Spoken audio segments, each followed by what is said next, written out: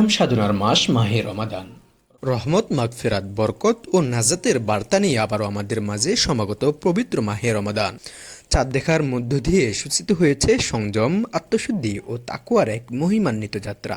প্রথম তারাবিকে ঘিরে রাজধানীর মসজিদগুলোতে নেমে আসে এক আবেগঘন আধ্যাত্মিক পরিবেশ।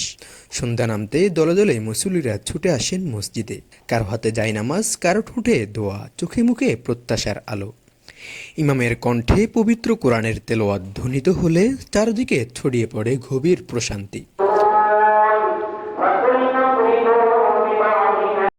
অশ্রু সজল চোখে অনেকেই প্রার্থনা করেন ক্ষমা, শান্তি ও কল্যাণের জন্য। এক কাতারে দাঁড়িয়ে হাজারো মুসল্লি ইবাদত যেন ভ্রাতৃত্ব ও ঐক্যের এক অনন্য চিত্র তুলে ধরে।